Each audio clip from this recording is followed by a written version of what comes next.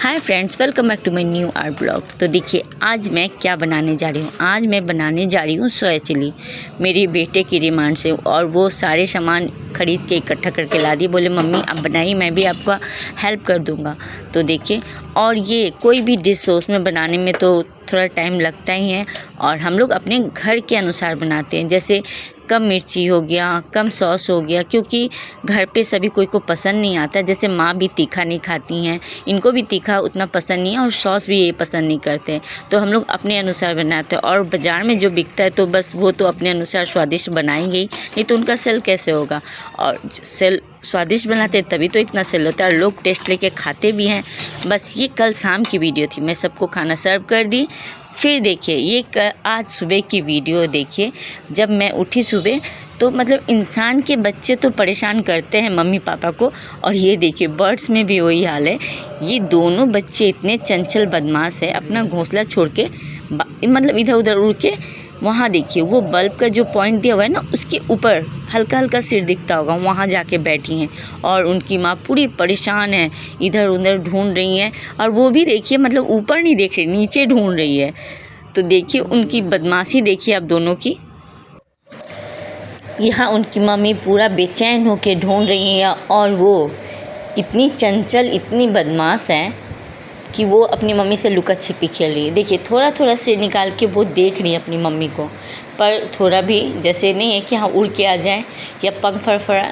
खैर पंख फड़फड़ाने से भी वो उनकी मम्मी को पता नहीं चल रहा है, पता नहीं कैसे वो देख ही नहीं रही अपने बच्चों को। और यहाँ बेचारी ढूंढते ढूंढते परेशान होके चली गई वापस।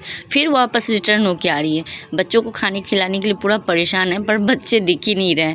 बच्चे ऊपर पता नहीं वो यहाँ से ऊपर चढ़ गए तो उतरने में डर रही है क्या, वो नहीं तो ऐसे उड़ के आ जाते हैं। हमको लग रहा है वहाँ पे देखिए अभी आके वो घड़ी पे बैठ गई हैं, फिर भी उनकी मम्मी नहीं देख पा रही हैं, फिर भी नहीं देख रही है। ऐसे कैसे हो सकता है।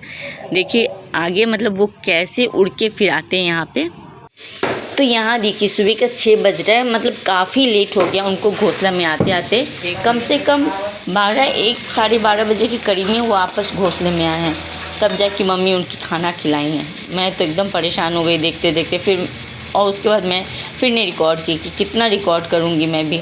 तो यहाँ देखिए मैं सुबह नाश्ते में बना रही हूँ अप्पम बड़ा, क्योंकि थोड़ा अलग नाश्ता होता है तो बच्चे भी खुश हो जाते हैं, और मेरी माँ को भी बहुत पसंद है।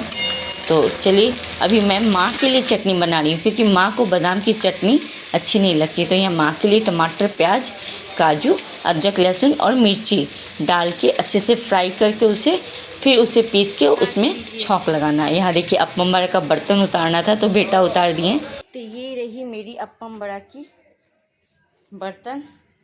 तो देखिए ये सारे सेट वगैरह मैं ऐसे ही पैक करके रखती हूँ कि वो उसका डब्बा भी गंदा नहीं हो। और बर्तन तो खैर कोई बात नहीं, और ये पहले रखा हुआ था तो ये थोड़ा हो गया है, तो इसे ज़्यादा रगड़ने से फट जाएगा। ये देखिए कैसे न्यू है। तो यहाँ नहाने के बाद पहले मैं करी पत्ता तोड़ रही हूँ कि चटनी में छौंक लगा के नाश्ता का तैयारी कर लूँ, फिर पूजा करूँगी। तो यहाँ ढेर सारे कबूतर आए थे। वहाँ छत पे वो भैया है ना गेहूँ देते हैं, तो उनको गेहूँ बहुत पसंद है। चावल तो नहीं देना चाहिए, कबूतर को नुकसान करता है। और वो गेहूँ देते तो सारे कबूतर उनके छत पे आ जाते हैं। तो देखिए यहाँ पे मैं करी पत्ता तोड़ के फिर जल्दी जल्दी नाश्ता का तैयारी करूँगी, और पूजा भी करना है।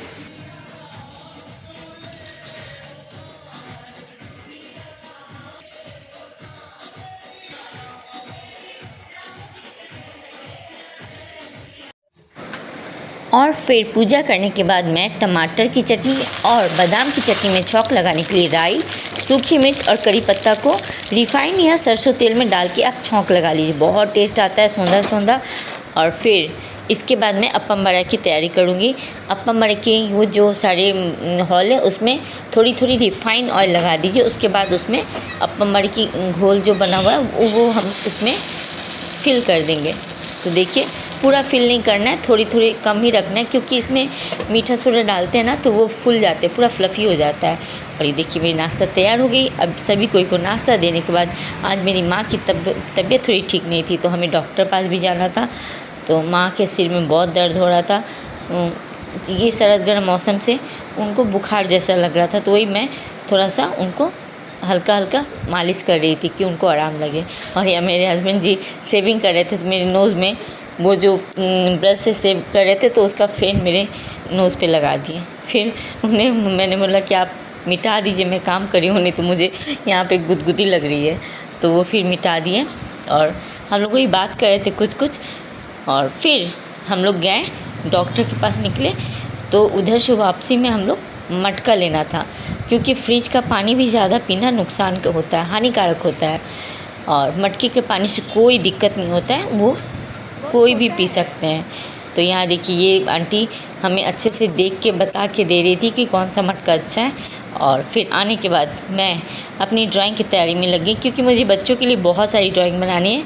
तो देखिए यही है मेरी छोटी सी आर्ट ब्लॉग, कैसे समय मैनेज करती हूँ, कैसे अपनी टाइम निकालती हूँ और ब्लॉग कैसे बनाती हूँ। तो देखिए मेरी एक छोटी सी आर्ट वीडियो कैसी लगी, कमेंट करके बताइएगा। और प्लीज़ लाइक शेयर सब्सक्राइब भी ज़रूर कीजिएगा, बेल आइकन को भी ज़रूर दबाइएगा, तभी तो आपके पास नोटिफिकेशन जाएंगी और मेरी वीडियो आप तक पहुँचेंगी। तो प्लीज़ आप लोग मेरी वीडियो को फुल वॉच कीजिएगा, सपोर्ट कीजिएगा। और आप लोग फुल वॉच करेंगे, कमेंट करेंगे, तो उसी से हमें हिम्मत मिलती है। तो चलिए, thanks for watching, bye, take care.